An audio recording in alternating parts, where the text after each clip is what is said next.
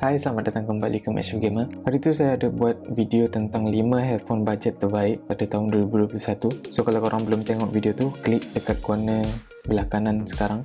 Ramai yang cakap harga dalam video tu tak termasuk dalam harga budget, dan ada juga yang minta saya buat video tentang headphone bawah RM70. Tapi saya dah buat research dan dalam harga bawah RM70 tu susah sikit nak cari headphone gaming yang agak bagus. Tapi saya mampu cari headphone bawah RM100 dengan kualiti yang bagus. So kalau korang tengah gaming on the budget sekarang, ataupun korang nak beli headphone murah untuk adik-adik atau anak-anak korang yang selalu mengamuk nak minta headphone tu, korang boleh check out headphone ni. Saya faham tak semua orang mampu ataupun nak habiskan duit banyak untuk headphone, tapi headphone ni adalah salah satu aksesori yang penting untuk gamers. So korang jangan risau, saya akan buat video mengikut semua bajet korang, so korang dapat cari headphone yang terbaik mengikut keperluan korang. Sebelum tu, kalau korang belum subscribe ke channel ni, kalau korang suka konten-konten tentang tech reviews dan gaming accessories, korang boleh subscribe dan like video ni. Ia akan membantu saya untuk buat banyak lagi video. So tak nak banyak cakap, jom kita tengok 5 headphone budget bawah RM100. Let's go. Okay, headset budget yang pertama kita ada Be Excellent GM1 Gaming Headset. Be Excellent GM1 Gaming Headset ni, dia mempunyai rating yang sangat bagus dekat Amazon dan juga dekat Shopee. Ramai cakap korang boleh dapat suara yang agak bagus untuk harga yang korang bayar dengan headset ni, dan korang boleh pakai ni dekat semua platform, sama ada PC, PS4, Xbox dan Nintendo Switch. Mobile phone pun korang boleh pakai headset ni. So memang versatile sebab dia ada pakai 3.5mm headphone jack tu, and tu yang bagus tentang dia ni, dia tahan lasak. Walaupun dia punya kualiti tu kalau korang pegang tu rasa agak murah sebab dia fully plastik. Dia punya build tu memang semua plastik, tapi apa yang bagus tentang ni ialah dia ringan dan dia tak mudah untuk rosak. Walaupun plastik dia kuat, sebab korang boleh tengok dekat dia punya gambar tu, dia boleh ditwist agak ekstrim tapi still lagi boleh maintain dia punya condition. So ni tak ada patah, dia tak ada rosak apa-apa. Dengan harga bawah RM100 ni, memang korang tak boleh komplain tentang dia punya kualiti, sebab dia ada kualiti suara bagus untuk gaming. Daripada segi music, dia tak berapa bagus, dan dalam segi gaming, dia akan bagi volume yang tinggi dan korang boleh dengar bunyi game tu dengan jelas. Phone ni dia ada 360 degree stereo sound, maksudnya korang boleh dengar arah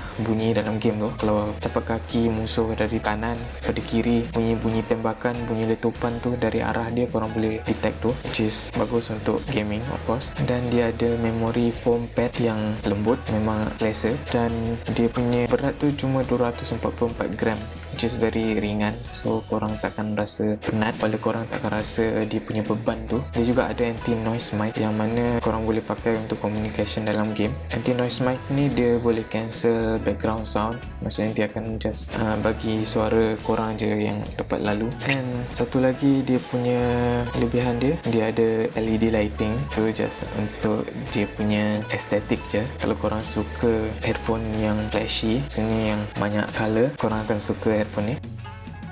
Okay, next kita ada Banggo G9000 Gaming Headset. Banggo Gaming Headset ni prosnya adalah dia punya cushion yang tebal dan dapat isolate bunyi dengan bagus, so korang takkan dengar bunyi dari luar. Dia juga memang sangat selesa, korang dapat pakai headphone ni dengan tempoh yang lama tanpa rasa panas dan rasa berpeluh. Dia ada surround sound dengan bass yang agak heavy. So surround sound ni, macam korang tahu, korang dapat detect arah bunyi tu dalam game, so korang boleh dapat tahu mana position bunyi tu. Dia punya headphone driver ni boleh bagi bunyi yang agak tepat, bunyi yang sangat kuat dan jelas untuk gaming, which is something yang korang perlu untuk gaming headset. Dia juga support semua platform sebab dia pakai 3.5mm jack. Dia akan support PS4, PS5, Xbox Series X, Xbox One, Nintendo Switch, PSP, PC, laptop semua, dan juga smartphone. So korang boleh pakai headset ni kat mana-mana. Headphone ni dia adalah satu pilihan yang solid untuk korang yang tengah cari headphone budget bawah RM100. Next kita ada Nobo N7 gaming headset. Headphone ni dia ada build quality yang agak bagus. Punya design tu macam headset yang klasik. So kalau korang suka headset yang tak ada modern look, tak banyak lighting, tak banyak LED, just a simple headset, korang akan suka headset ni. Headphone ni dia tak ada apa lampu yang menyala, yang flashy.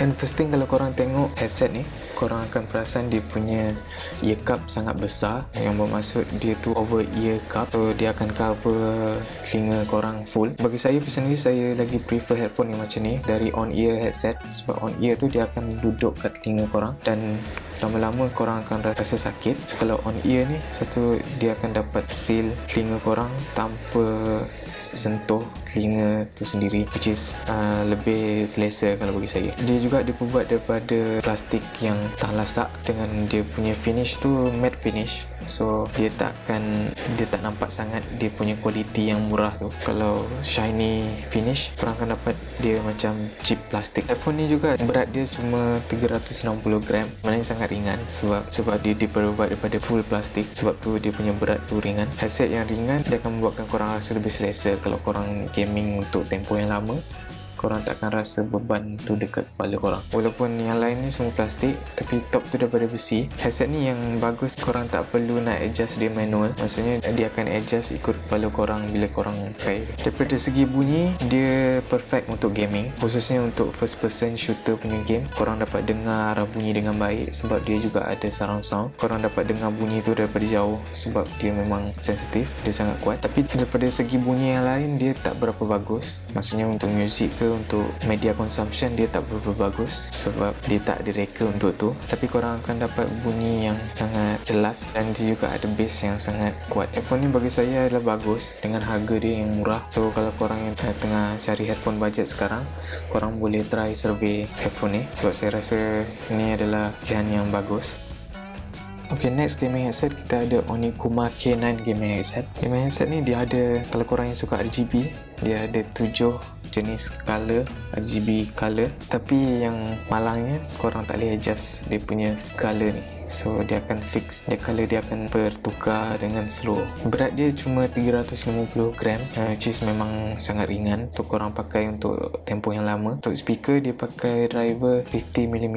50mm ni dia lebih besar daripada standard budget punya driver, which is selalunya dia pakai 40mm driver. Sebab dia pakai 50mm driver ni, dia boleh memberi bunyi yang lebih bagus dan bunyi yang lebih berkualiti daripada headphone murah yang lain. Headphone ni juga disebabkan dia pakai 3.5mm jack, so korang boleh pakai dekat hampir semua platform yang ada headphone jack. Satu lagi benda yang bagus tentang headphone ni, dia punya headband tu memang fleksibel dan memang sangat kuat. Korang boleh bend dia takkan rosak. Dia punya ear cushion tebal dia 2.5mm dan sangat lembut dan selesa. Kalau nak dibandingkan dengan harga yang sangat murah tu, korang boleh dapat cushion yang sangat lembut dan selesa. Ramai orang compare dia punya cushion ni nak sama level dengan Trill Series Arctis 3, yang mana harga dia berkali ganda lebih mahal. Mic dia boleh retract, maksudnya korang boleh tarik ataupun korang boleh masukkan dia dalam, dan dia ada windsock untuk filter bunyi kipas atau bunyi angin, bunyi nafas korang.